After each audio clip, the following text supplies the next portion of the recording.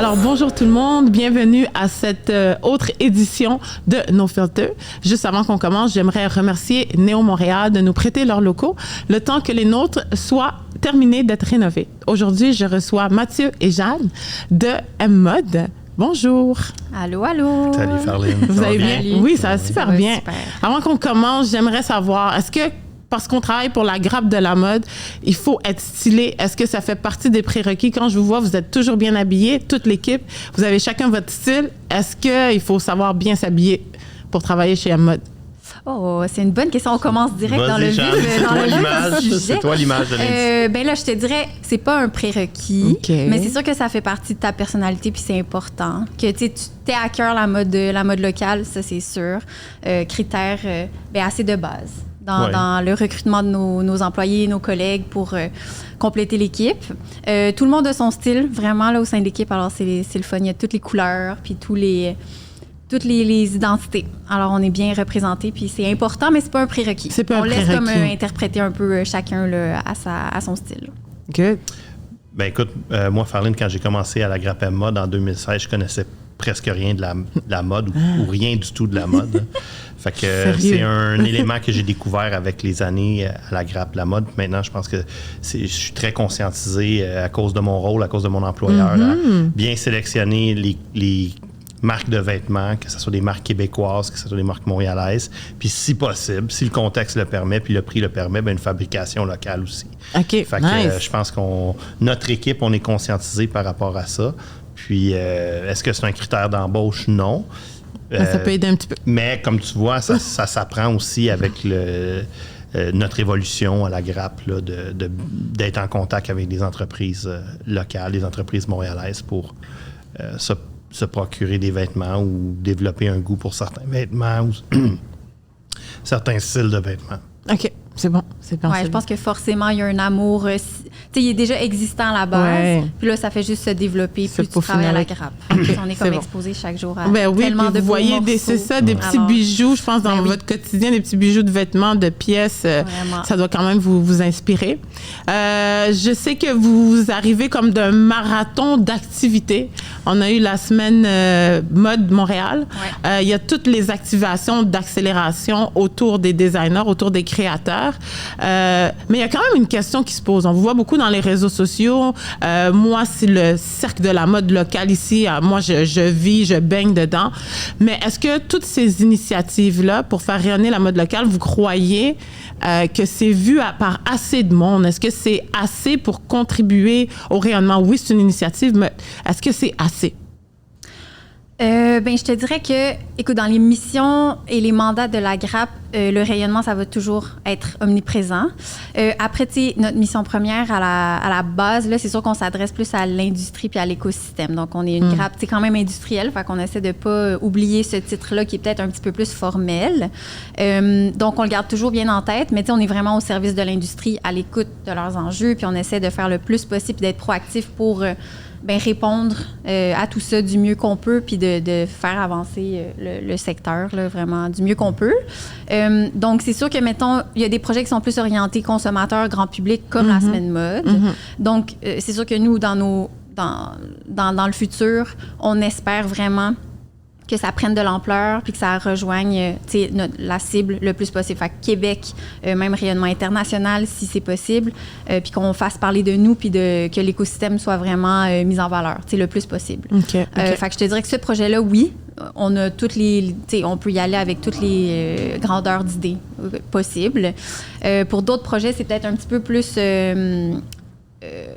l'industrie qu'on vise. Alors, c'est pas nécessairement le rayonnement autant à l'échelle du Québec, mais vraiment qu'on se fasse de plus en plus connaître puis qu'on bâtisse une crédibilité au niveau de l'industrie. Dans l'industrie en général, dans l'industrie d'abord commencer au Québec, mais ensuite le Canada at large, mais peut-être aussi à l'international? Ben oui, ouais, on a quand même une présence à l'international aussi avec d'autres missions, des salons commerciaux. Alors, c'est sûr qu'on fait, le nom Montréal, le nom de la Grappe circule, nos acteurs sont mis en valeur. Alors, c'est sûr qu'il y a plein de projets sur lesquels on travaille qui contribuent à ce rayonnement-là. Mathieu, lui, pendant longtemps, là, tu pilotais plein de projets avec des acteurs, beaucoup plus sur le marché américain, tout ce qui est consolider des relations avec les ambassades ou plusieurs organisations qui aident ou qui financent, qui donnent des moyens à des créateurs de développer le marché, peu importe, là, étranger. Donc, nous, depuis tout ce temps-là, on continue à cultiver ça. OK. Puis pour la Semaine Mode, c'est un projet plus récent, plus jeune. Fait que tout est à construire aussi, le gala, même chose. Alors, on a plein de travail devant nous, mais c'est sûr que c'est un souhait là, de rayonner encore plus pour le bien de l'industrie. On est une organisation qui est quand même jeune. On a été fondé en 2016, il ne faut pas oublier ça. En août 2016, là, ça fait 6 ans, là, on n'avait pas de bureau.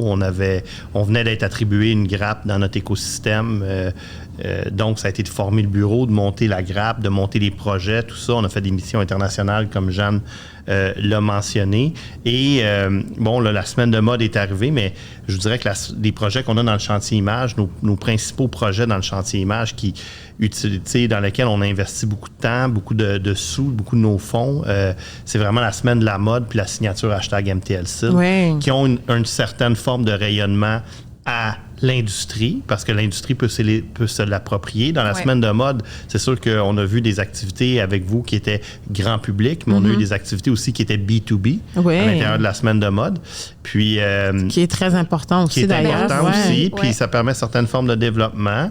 On a eu des activités en lien avec les écoles de mode aussi pendant la semaine de mode, qui est un autre secteur de notre écosystème qu'il ne faut pas oublier.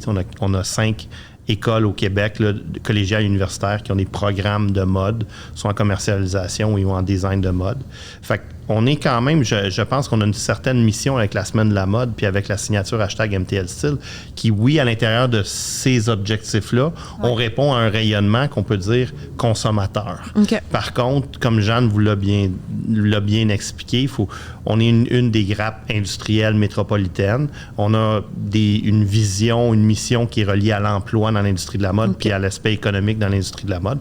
Puis, il ne faut pas l'oublier non plus, mais l'aspect économique, puis l'aspect rayonnement, puis l'aspect recrutement, puis emploi, vient aussi avec une présence consommateur. Pour le consommateur. Et de l'attrait aussi pour l'industrie, puis être sûr de valoriser tout ça. Là, fait que c'est sûr que un ne va pas sans l'autre. Avec tout ce que vous venez me dire, j'ai 2 questions qui me viennent en tête. Je vais commencer avec la première. Donc, comme ça parle plus aux gens de l'industrie, donc les gens qui cherchent de l'emploi, est-ce que c'est fair de dire que si je suis designer ou si je suis un artisan, peu importe là, c'est quoi, dans quel corps de métier que j'évolue dans la mode, est-ce que il faut passer par M-Mode? Si je passe par M-Mode, est-ce que vous allez vraiment pouvoir m'aider? Oui, un gros oui. Je pense que oui. Je pense que oui. Puis, dans le fond, la Grappe métropolitaine de la mode est un organisme qui fonctionne par ses membres. On est un membership. Notre membership de base est de $60. Et assez abordable quand même, on va dire. $100 par année. Oui. Souvent, il y a des activités qu'il faut être membre pour y participer. Comme tu parlais du gala avant l'émission, le gala M-Mode, la semaine de mode, il faut être membre. Nos missions commerciales, il faut être membre. Notre accélérateur, il faut être membre. Donc, oui, on a un lien par nos activités via notre membership. C'est là que le membre peut être gagnant. Mais on dit toujours chez M-Mode que seul, on va vite, mais ensemble, on va loin. Oui. Donc, notre rôle, c'est aussi de fédérer l'écosystème, c'est de fédérer l'industrie, ce qui nous diffère d'une association sectorielle, par exemple, d'une association de détaillants indépendants, d'une association des gens du cuir de la fourrure, une association des manufacturiers de vêtements du Québec. C'est qu'on est vraiment le parapluie qui va au-dessus de chaque sous-secteur d'activité de notre industrie. Donc, chez M-Mode, ça peut arriver que quelqu'un qui développe la fourrure recyclée va travailler avec un grand détaillant comme La Vie en Rose dans une activité ou un chantier de travail ou un projet. Donc, tu vois, on est capable... Vous allez pouvoir leur créer ça? Ils ont peut-être le même enjeu. Ils ont peut-être le même enjeu, un enjeu de rayonnement pour au même niveau, un enjeu de recrutement pour au même niveau, un enjeu de rétention peut-être pour au même niveau. Donc, c'est pour ça et des fois, ça va être un grand manufacturier avec un grand détaillant ou des fois qui peuvent avoir un même enjeu, mais que si c'était pas par la grappe, ils pourraient pas travailler ensemble ou collaborer ensemble. Fait que vous faites l'émaillage aussi, vous arrivez à... Nos projets sont ouverts à tous les sous-secteurs de l'activité. Je pense que c'est dans les promesses aussi un peu de ce qu'on garantit quand tu deviens membre. T'sais, déjà, je pense qu'on est reconnu ou en tout cas, on s'assure de l'être le plus possible accueillant. puis chaleureux, puis une approche humaine aussi. Si tu viens cogner à notre porte, puis t'es pas nécessairement membre, mais on veut te convertir ou en tout cas te faire entrer dans le monde M-Mode puis de toutes les possibilités qu'on peut t'offrir, on va toujours t'accueillir à bras ouverts. Le bureau est toujours ouvert. Je pense qu'avant pandémie, puis ça, c'était ce que l'équipe me disait toujours avant que je commence à la grappe, c'était plein de monde, une espèce d'auberge espagnole, ça grouillait. Ouais. Donc, cette vision-là, on l'a jamais perdue, puis je pense que c'est ça qui fait la différence. Il y a comme une accessibilité là, avec l'équipe de la grappe, puis une approche... Puis je pense que pour clore un peu la discussion sur le lien entre un membre et une organisation auquel il est membre, moi, je dis toujours à nos membres, suivez-nous. Suivez-nous sur Instagram, suivez-nous sur Facebook, sur LinkedIn, suivez nos infolettres. Si vous voyez passer une activité que vous voulez vous inscrire, inscrivez-vous parce que c'est comme ça. La communication va dans les deux sens. Ouais. Puis si vous avez vu une activité que vous auriez aimé y participer, bien, avisez-nous. Comme ça, la prochaine fois qu'on a une activité similaire, on va penser à toi, on va se revenir. Ouais. Mais il faut que ça soit une discussion des deux côtés. Ouais. Une entreprise qui fait juste payer son 60 $ le 1er janvier, puis que pendant 364 autres jours, on n'entend pas parler, peut-être que la deuxième année, il va se poser des questions. Bon, je reviens-tu membre, je reviens-tu pas membre? Peut-être que la troisième année, bon, la même chose. Tandis que si on a un réflexe de communication mutuelle, dans le sens que, bon, vous suivez nos réseaux sociaux, toutes nos activités sont sur les pages Instagram là, que Jeanne peut vous présenter, sont dans nos infolettres, sont sur nos différentes plateformes. Fait que suivez-nous. Sur vos réseaux sociaux, oui, on voit tout, toutes vos activités, toutes vos actions, les initiatives, on les voit tout, partout, abonnés. Des fois, il y en a des sponsorisés. Donc, les gens, dans le fond, c'est d'y participer. Puis, si vous êtes intéressé, vous répondez quand même avec une bonne rapidité. Donc, les gens ils devraient pouvoir vous contacter. Oui, toujours par courriel. Il y a quelqu'un qui le traite dans le moins de jours possible. Le info@mmode.ca, c'est moi. Bon, OK. On parle directement. C'est moi, le info@mmode. C'est quelque chose que j'avais Donc, avant la pandémie, là, on a passé à 3 employés au début de la pandémie à la grappe M-Mode, puis on s'est séparé les tâches. J'ai eu le info à M-Mode. Et puis... Fait que maintenant, tout le monde, vous le savez. Si vous voulez envoyer un message en particulier à Mathieu, on l'envoie. Ça peut être aussi... info. Mais ça peut être aussi un DM sur Instagram. Ça, c'est Jeanne. Ça, c'est toi. OK. Ben, de toutes les autres plateformes, ça va être moi. OK. Voilà. Ouais. C'est bon. Un MTL Style, dans le fond... Ça, c'est tellement une belle initiative, MTM Style, parce qu'on le voit partout. Puis je pense que les gens, ils savent pas trop. On le voit souvent dans les miroirs, que c'est bon parce qu'on aime ça faire les selfies. Ouais. Est-ce que c'est beaucoup utilisé? Est-ce que c'est un hashtag qui fonctionne bien? Est-ce que c'est une vraie communauté qui existe? Quand je peux commencer, parce que moi j'étais là à la genèse du MTL. C'est un projet quand même qui a une histoire. Quand on a, dans le fond, c'est la firme Sidley, une firme montréalaise, une agence montréalaise là, qui nous a accompagnés dans le dévoilement, dans le déploiement du MTL Style 2017-2018 environ. Et le modèle sur lequel on s'est basé, c'est le slogan des Raptors de Toronto qui est « We the North ». Yeah. OK? Donc, à ce moment-là, Sidley est arrivé puis il dit on va faire une espèce de We the North pour la mode locale. Donc, là, on est passé par plein de terminologies, de termes. Est-ce que c'est Yule Style? Est-ce que c'est Montréal Style en long? Il fallait que ça se dise en anglais, il fallait que ça se dise en français. C'est vrai. Et notre ancienne collègue Catherine l'a toujours dit, il faut que ça soit quelque chose qui vit avec ou en second plan du marketing existant d'une entreprise, d'un brand ou d'un designer. Okay. Donc, parmi toute l'image qu'une entreprise va déployer dans son marketing, bien, si elle veut, dans ces éléments-là, démontrer sa genèse vers Montréal ou sa relation vers Montréal et le Québec, donc parce qu'on s'est aperçu qu'à l'international, le terme Montréal était beaucoup plus reconnu que le terme Québec. Donc, c'est pour ça MTL. Donc, tu peux être à Québec, tu peux être à Sherbrooke, tu peux être à Gatineau. Quand tu t'adresses à l'international, MTL, ça se dit bien. MTL Style, MTL Style, ça se dit bien en français et en anglais. Donc, c'est de là qu'est venue la genèse. C'est pour ça que c'est écrit en minuscule. Dans toute l'image de la grappe, le MTL Style, c'est écrit en minuscule parce que ça vient en second plan du marketing existant. C'est subliminal. C'est c'est ça. Puis, l'autre chose, c'est que si tu regardes comme il faut, le hashtag, le design du hashtag, c'est 4 lignes très distinctes pour les 4 chantiers prioritaires de M-Mode et pour aussi un historique au passé textile à Montréal qui est un étoffe, là, un tissu tissé. Un tissage. Donc, c'est le tissage. Ça donne la légende, la genèse là, du hashtag MTL Style. Ouais. Puis aujourd'hui, ben là, Jeanne peut vous en parler un peu plus, mais aujourd'hui, le MTL Style, c'est notre plateforme de contenu, de rayonnement de la mode montréalaise et québécoise. Exact. Fait que ça, c'est vraiment un autre projet qui est beaucoup plus axé consommateur, qu'on alimente à longueur d'année, que les entreprises, les consommateurs s'approprient aussi. Alors, c'est vraiment le fun parce qu'il y a de tout.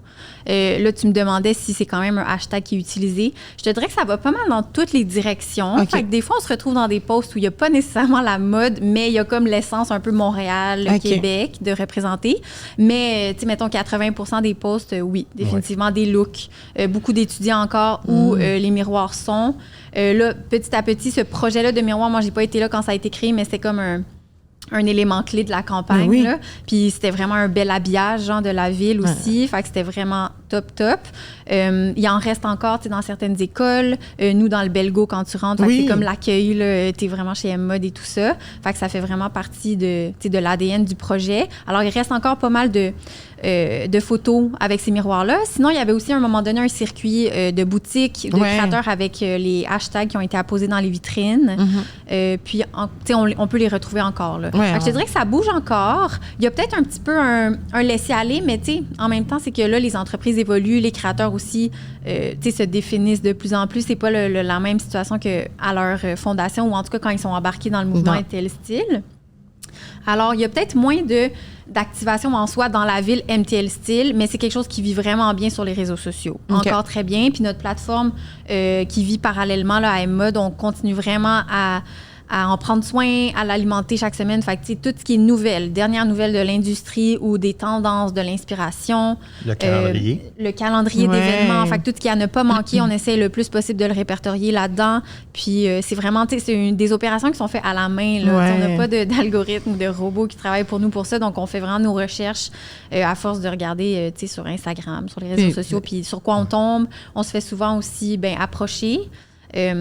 Par des designers, par des entreprises, s'ils ont quelque chose qui s'en viennent puis qui veulent le communiquer, ils savent que M-Mode, c'est une bonne porte aussi pour qu'on le partage à notre communauté. Alors, souvent, des communiqués de presse ou bien des invitations à un événement, ça va se passer aussi plus sur le MTL Style. Puis le blog, pendant la pandémie, on avait un répertoire de masques. Alors, ça a été super, vraiment visualisé. J'ai pas les statistiques là, précises, mais ça, c'était vraiment beaucoup consulté. Là. Vraiment l'espèce de répertoire complet sur les masques locaux. Puis on a aussi un répertoire de marques locales. Fait que, beaucoup, des fois, les gens, c'est comme un gros monstre. Là, la mode locale, tu sais pas trop par où commencer. Tu sais pas nécessairement c'est quoi les bannières qui sont locales non plus. Tu sais, les niveaux, est-ce que c'est de la fabrication locale, du design local. Ça, c'est important de savoir. Un mix. Alors, tu sais, c'est une bonne porte d'entrée aussi pour commencer à découvrir des marques locales. Nous, on encourage, puis on met beaucoup de temps aussi et puis d'énergie à mettre le plus de marques locales possible puis que notre répertoire soit le plus complet, comme un outil, c'est à part entière, là. Si on peut te parler de ce qui s'en vient aussi dans le MTL Style, le MTL Style va être la plateforme où est-ce qu'on va communiquer beaucoup plus au niveau de la circularité. C'est un des objectifs de 2023. On a des avancements au niveau de la circularité dans l'industrie de la mode, notamment au niveau du rembourrage. C'est des choses qu'on ne pouvait pas avant, qu'on peut faire maintenant. Puis on va se servir aussi, chez M-Mode, on veut aussi travailler plus en projet multi-chantier. Donc, on a nos chantiers de travail, mais en projet multi-chantier. Puis dans plusieurs projets, on inclut maintenant de la création de contenu. Donc, on a une étude qui s'en vient, une grosse étude. C'est une des plus grosses études qu'on a jamais fait chez M-Mode sur l'éco-responsabilité comme sensibilité pour attraction du talent. Et à l'intérieur de cette étude-là, on a réussi à obtenir une subvention où est-ce qu'on va faire 40 portraits d'entreprises québécoises qui ont des pratiques éco-responsables et qu'en démontrant ces pratiques-là, peuvent attirer du talent dans leurs organisations, qui est le plus gros enjeu de notre industrie, c'est le manque de talent, le manque de main-d'œuvre. Et là, à ce moment-là, c'est sûr qu'on est multiplateforme. On a une plateforme MTL Style qu'on va servir pour communiquer notamment ces nouvelles-là au niveau... puis on a une grosse mission commerciale qui s'en vient en Italie en juin, où est-ce qu'on va faire la promotion du secteur manufacturier québécois, productivité québécois qui va... On crée des contenus et quand on crée des contenus, de façon directe ou indirecte, ça va s'en aller sur le MTL Style. OK, Ouais. c'est bien. Fait que le blog, c'est ça aussi à longueur d'année, est alimenté par ça. C'est tout du contenu maison. Oui. Donc, soit qu'on le fait à l'interne ou bien on engage des pigistes. Des pigistes. Ouais, rédacteurs qui nous aident avec ça, là, mais on le fait à longueur d'année. Ouais. mtlsil.com puis mtlsil _ sur Instagram. Oui, @mtlsil _ si jamais il y en a qui nous écoutent puis qui ont des événements qui ne se peuvent plus, ben on va les ajouter sans problème. Ouais. DM sur Instagram. Envoyez Écrivez pas info à mode. Info à mode pour Mathieu directement. Ouais, c'est ça, je vais l'envoyer à Jeanne après. Et je sais que vous aidez beaucoup l'industrie à l'intérieur de l'industrie, comme vous venez juste de l'expliquer. Mais moi, des fois, je me pose la question. Moi, ça fait vraiment plusieurs années, là. Oui, j'achète du fast fashion, mais j'achète aussi beaucoup de local. J'en consomme beaucoup. Mais j'ai l'impression que je fais partie de la catégorie des gens qui sont peu nombreux à consommer local puis à comprendre pourquoi il faut consommer local. Est-ce que vous pensez dans toutes les initiatives ou dans certaines initiatives, on s'y prend de la mauvaise façon parce que il faudrait peut-être éduquer le consommateur. Des fois, peut-être la mode locale, ça roule pas aussi bien parce que le consommateur, il sait pas pourquoi choisir un Oscar Mendoza ou un Nico au lieu d'aller chez H&M ou chez Zara. Oui. Tu as vraiment dit des bons points là. Puis en effet, je pense que on est plusieurs à avoir cette mission-là aussi de sensibilisation puis d'éducation du consommateur. Peut-être que nous, du côté de la grappe, ça s'intègre dans d'autres projets en passant par l'industrie. Mais on en parle souvent. Ça revient à travers nos projets, à travers des brainstorms, en tout cas divers, là, de où est-ce qu'on veut aller puis la direction. Il y a toujours une partie de sensibilisation puis d'éducation du consommateur. Des fois, c'est pas directement nous, avec le contact au consommateur, mais par les écoles, par nos projets, par des outils qu'on met en ligne. Forcément, il y a comme un attachement à la mode locale puis des connaissances qui sortent de ça puis que tu comprends mieux l'écosystème. Alors, tu comprends aussi qu'est-ce que tu achètes, là, finalement, puis tout le processus.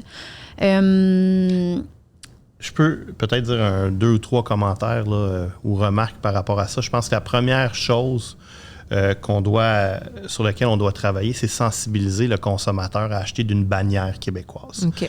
D'une bannière québécoise ou encore d'un détaillant indépendant québécois. Je pense que c'est important que le consommateur sache qu'au Québec, Montréal est la ville qui a le plus grand nombre de sièges sociaux d'importance dans l'industrie de la mode au Canada. Est-ce qu'il y a une liste que les gens peuvent trouver quelque part?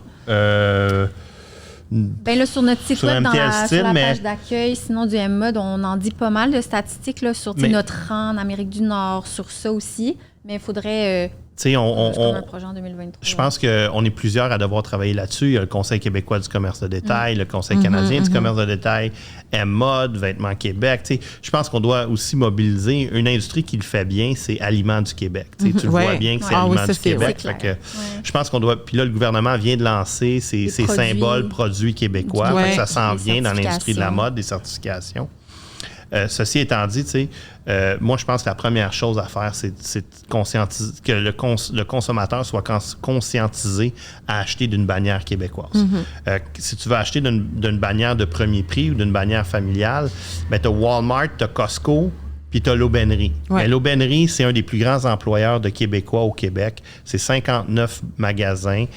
C'est un siège social québécois qui engage des centaines de personnes. Un siège social flambant neuf, incroyable, sur Jarry à Montréal.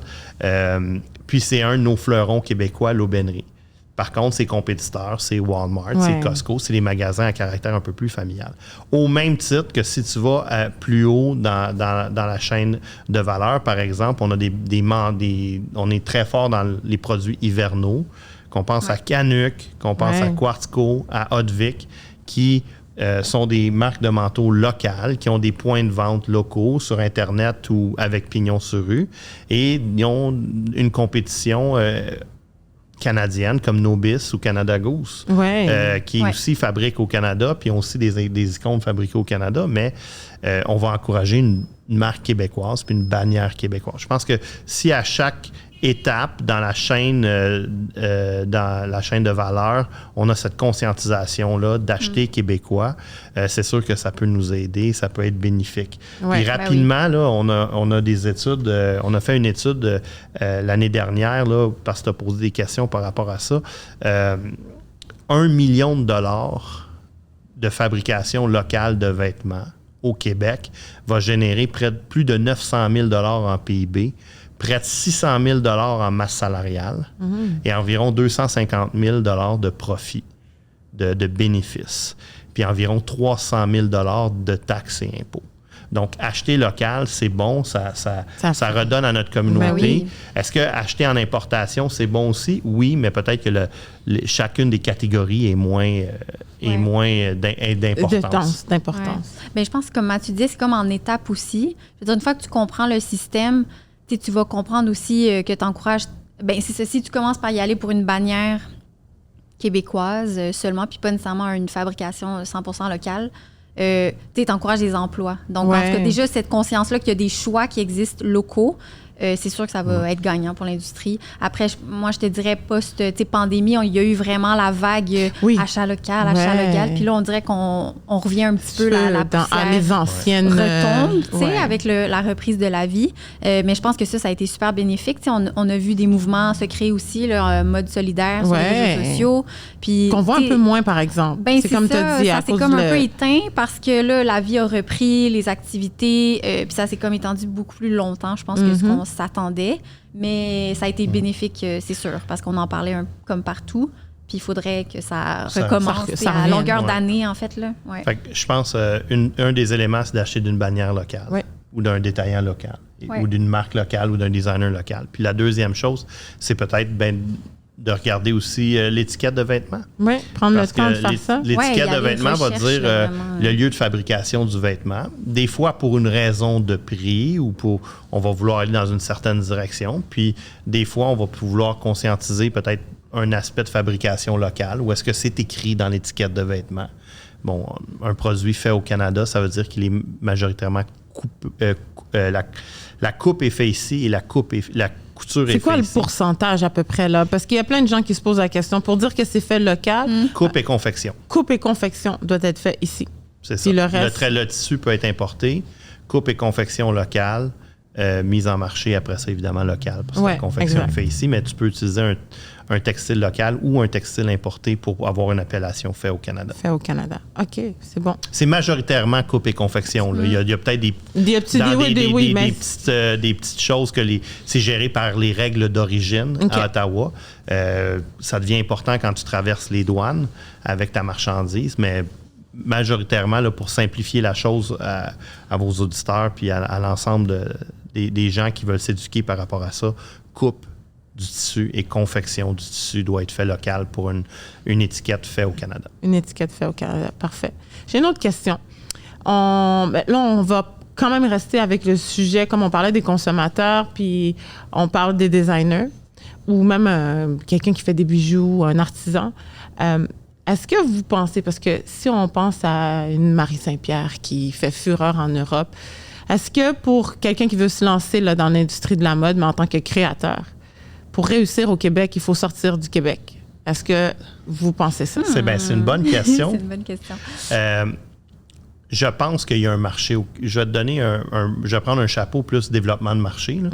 Fait que je pense que il y a un excellent marché au Québec.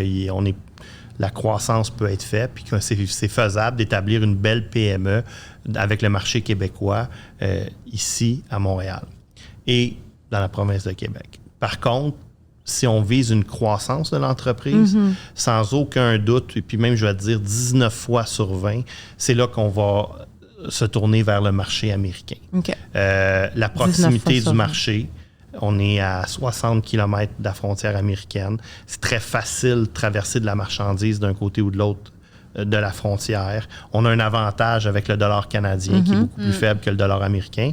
On travaille dans les mêmes fuseaux horaires. On travaille dans la même langue. C'est facile de connaître ses compétiteurs. C'est facile de se déplacer dans le marché. Il y a environ 250 vols par semaine entre Montréal et New York. Ça prend 50 minutes. Tu peux aller à New York et revenir la même journée pour aller travailler avec tes partenaires d'affaires là-bas. La grosseur du marché américain à proximité de Montréal fait en sorte que dès que tu arrives à un certain niveau où est-ce que tu veux croître ton entreprise, moi, 19 fois sur 20, je vais on va regarder vers le marché américain. C'est sûr qu'une fois sur 20, parce que c'est très niche, c'est peut-être le Japon ou c'est peut-être l'Europe ou le Royaume-Uni, mais majoritairement, dans la majorité des cas, la grosseur du marché fait que la connaissance du marché, la langue, la compréhension de la monnaie, ça va être le marché américain. Tu sais, je vais traverser la situation. Tu veux aller développer le marché allemand, mais tu ne travailleras pas. Ça va être difficile de travailler la même journée avec l'Allemagne. Ça va être difficile de comprendre la langue, la connaissance du marché. Ça va être difficile ton entrée de ta marchandise parce qu'on a un traité commercial entre le Canada et l'Europe qui est moins utilisé dans notre secteur que le traité avec les États-Unis. Donc, il y a une certaine complexité qui vient avec un marché comme l'Allemagne, comme l'Italie, comme le Japon, que tu vois beaucoup moins avec le marché américain. OK. Est-ce que c'est des bons marchés? Oui. Moose Knuckle fait un tabac en Chine. En Chine, sur Tmall, sur les plateformes chinoises. Mais, je veux dire, Moose Knuckle a commencé avec le Canada, après ça, les États-Unis, après ça, ils sont allés à une croissance internationale. Tu sais. OK, wow. Donc, je pense que c'est important qu'après la croissance du Québec, une entreprise qui se pose des questions sur son développement de marché, pour toutes les raisons économiques que je vous ai nommées, moi, je regarderais vraiment vers le marché américain, le nord-est américain et la côte ouest américaine, principalement. OK. Mais c'est assez complet là, comme réponse. On dirait que moi, je suis comme juste comme ça, puis je suis très rationnelle aussi, fait que j'irais en étapes. Là. Si je développais un produit quelconque qu'il soit, bien d'abord, il faut qu'il se démarque, en soit qu'il y ait comme un besoin. Là. Je réponds à un besoin, puis j'ai un produit top dans ma niche ou peu importe, là, il se distingue. Puis que je commence à être quand même bien établie au Québec aussi. Parce qu'après, il faut quand même avoir les reins solides pour développer ailleurs. Exactement. Je pense que avoir la capacité de production, l'équipe qui est derrière toi aussi pour t'aider, t'accompagner là-dedans, avoir des fonds. Donc, ça prend quand même une certaine présence déjà au Québec, Canada. Ouais. Puis M. Elliott Lifson là, de Vêtements Peerless, on le cite souvent, là, c'est un peu le mentor de l'industrie. On en parle souvent. Le marché américain, il va toujours le dire, aller vers le marché américain. C'est comme ça que Peerless est devenu une multinationale. C'est en passant par le marché américain. Puis tu parlais, Jeanne, M. Lifson l'a dit souvent aussi, mais c'est quoi pour une entreprise son avantage compétitif unique? Qu'est-ce qui va faire que cette entreprise-là, elle se démarque des autres? Quel est l'élément unique pour lequel il se déplace des autres? Il se démarque des autres, pardon. Et c'est là qu'il faut mettre le focus dans son développement de marché. OK. Ouais. Mais il y a plein de belles entreprises en croissance aussi au Québec qui... Je pense que ça prend du temps, là, s'établir aussi au Québec. Fait qu'écoute, tu te fais connaître. Faire les deux en même temps, est-ce que des fois, ça peut être la solution si ça se prête à ça? Mais sinon, par étapes, comme on a dit, mais que oui, pour avoir une bonne garantie, pas de survie, mais d'une belle réussite, d'une belle continuité. C'est sûr que développer à l'extérieur aussi du Québec, on s'entend que... Oui, c'est ça. Fait que je pense... Une vision, pour répondre à ta question, je pense que la première étape, c'est le marché américain. Puis après ça, c'est les Maritimes, c'est la région de Toronto, c'est Vancouver, c'est peut-être la côte ouest, c'est peut-être le Midwest, le sud des États-Unis. Quand tu seras bien établi dans ce créneau-là, tu peux regarder d'autres marchés qui sont, par exemple, accessibles. Le marché du UK avec le Brexit crée aussi des opportunités pour nous. Le marché européen, le marché japonais, le marché de la Chine. OK. C'est bon, c'est bien. Si on parle au niveau d'argent pour réussir en mode, peu importe le secteur dans lequel on est, ça prend des sous.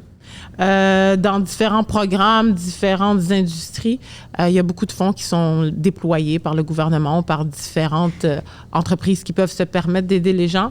Première question, est-ce qu'il y en a assez pour la mode? Puis si oui, est-ce qu'elle est placée à la bonne place? Écoute...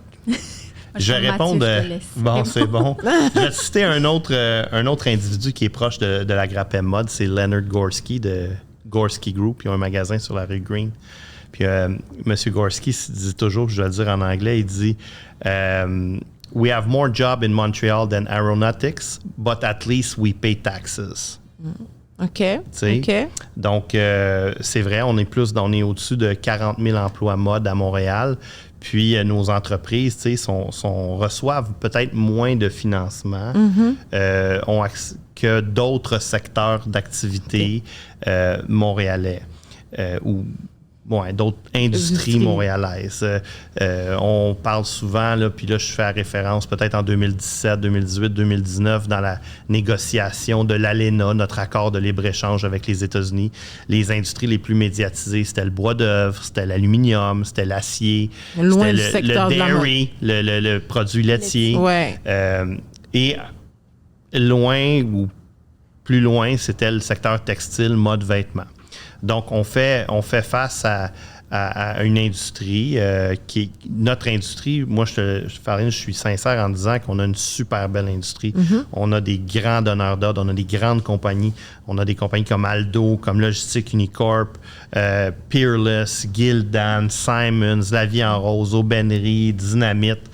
On en a des chefs de file là, dans notre secteur. Ouais. Puis, c'est des entreprises qui se sont bien démarquées et bien développées avec peut-être en étant vers un bien de consommation, en étant une industrie qui est price-driven, une industrie qui est surtout B2C à la fin de la chaîne d'approvisionnement, comparativement au bois d'œuvre, par exemple, ou à l'acier ou à l'aluminium.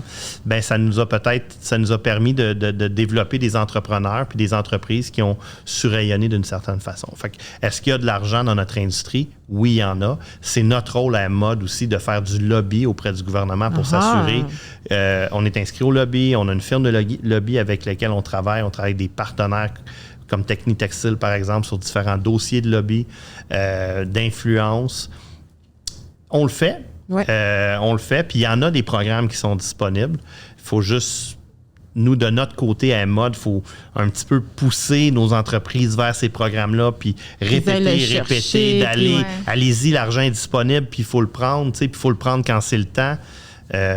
On a des chefs de file qui ont ces capacités-là, mais une statistique qui est importante à savoir dans l'industrie de la mode, c'est que 97% des entreprises québécoises de l'industrie de la mode ont entre 0 et 50 employés. Wow. OK? Ça veut dire que c'est un secteur de petites et moyennes entreprises. Ouais. Et dans un PME, bien, c'est souvent la même tête, la même personne qui est à la tête de l'entreprise, qui gère plusieurs dossiers, qui va gérer les ventes, qui va gérer les finances, qui va gérer les ressources humaines, qui est le plus gros enjeu qu'on a présentement dans notre industrie.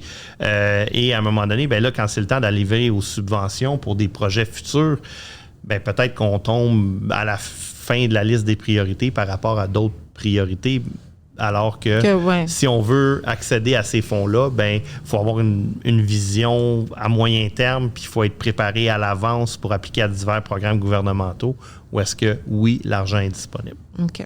Est-ce que ça répond bien? Oui, ça a répondu à la question. C'est une longue réponse, mais c'est pour bien comprendre notre écosystème. Puis oui, il y en a des fonds, il faut pousser un peu.